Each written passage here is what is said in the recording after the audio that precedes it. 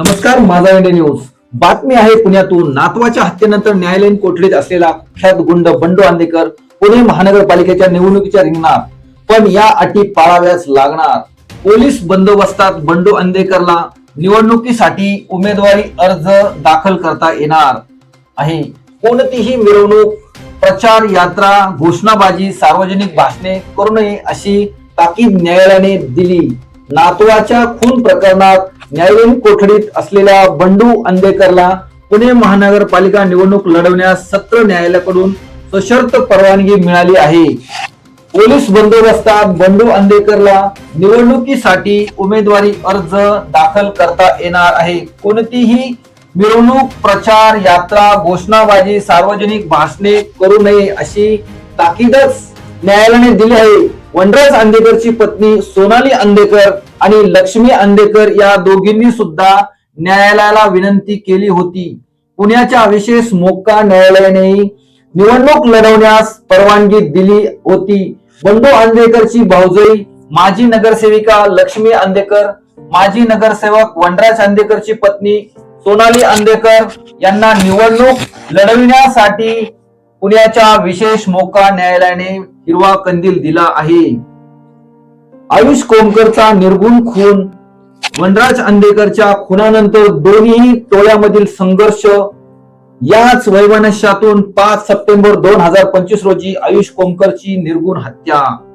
या प्रकरणी टोळी प्रमुख बंडू उर्फ सूर्यकांत रानोजी अंदेकर सह कुटुंबातील 9 सदस्यांसह 15 जणांना पोलिसांनी अटक केली.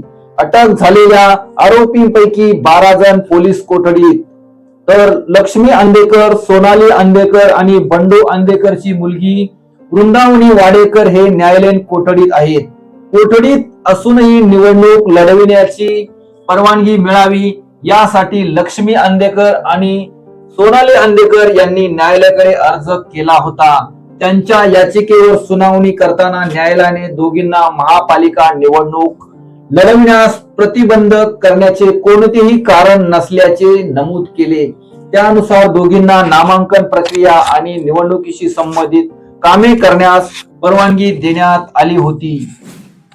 नेमकं प्रकरण काय?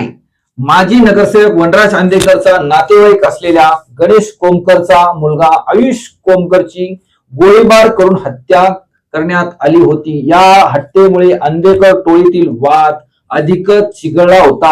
या प्रकरणात खून आणि मकोका अंतर्गत गुन्हा दाखल करण्यात आला आहे.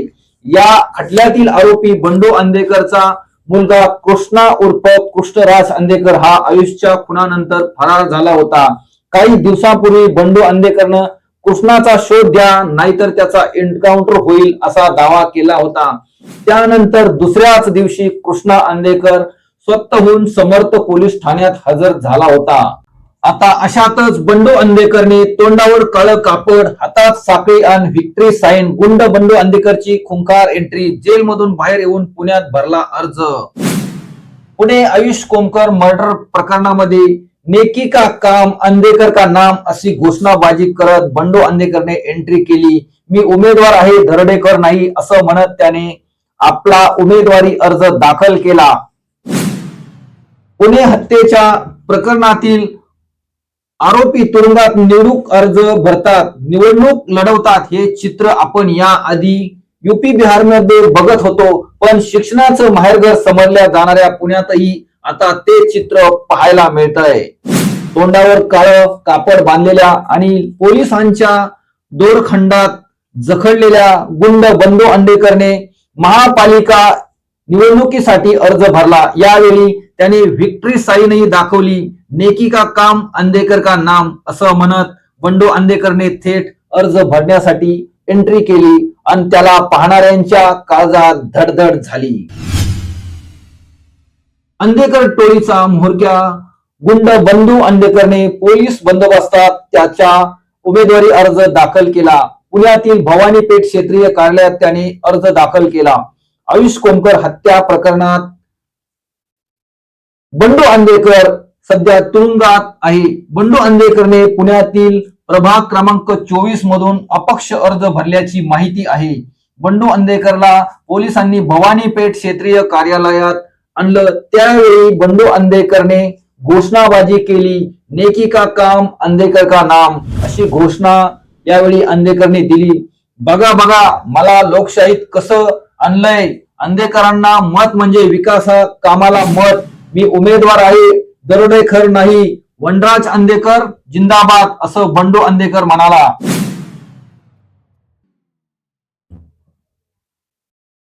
अंधेकर कुटुंबात तिघांनी अर्ज भरला. बंडू अंधेकर आणि त्याच्या कुटुंबातील लक्ष्मी उदयकांत अंधेकर तसेच सोनाली वनराज अंधेकर यांना आगामी महापालिका निवडणुकीत उमेदवारी अर्ज दाखल करण्यास विशेष न्यायालयाने सशर्त परवानगी दिली होती. मात्र बंडू अंधेकरला उमेदवारी अर्ज दाखल करताना मिरवणूक, भाषण, घोषणाबाजी करायला कोर्टाने नाकारलं होतं. सोनाली अंधेकर आणि लक्ष्मी अंधेकर हे देखील 5,40,00,000 खंडणी प्रकरणात जेलमध्ये आहेत. आता यांना प्रचार करताना मात्र नियम पाळावे लागणार आहेत. अंधेकरांना अजितदादांच्या राष्ट्रवादीची उमेदवारी दिली जाणार का? पाहुयात. अंधेकर कुटुंबातील सोनाली अंधेकर आणि लक्ष्मी अंधेकर यांचा आयुष कोमकर हत्याकांडाशी थेट संबंध नसल्याचं अजितदादांच्या राष्ट्रवादीचे शहराध्यक्ष सुभाष जगताप यांनी म्हटलं. त्यामुळे या दोघींनीही राष्ट्रवादीतून उमेदवारी मिळण्याचे संकेत आहेत. त्याच वेळी बंडू अंधेकरला राष्ट्रवादी उमेदवारी देणार का याकडे सर्वांचं लक्ष लागलं आहे. पुण्यातील प्रभाग क्रमांक 22, 23 आणि 24 मधून अंधेकर कुटुंबातील हे तिघेही निवडणूक लढविण्यास इच्छुक असल्याची माहिती सूत्रांनी दिली आहे. पुण्याचा गुंड बंडू अंधेकर निवडणुकीच्या मैदानात घोषणाबाजी करत आज अर्ज भरला. कोणत्या पक्षातून लढणार नेमका?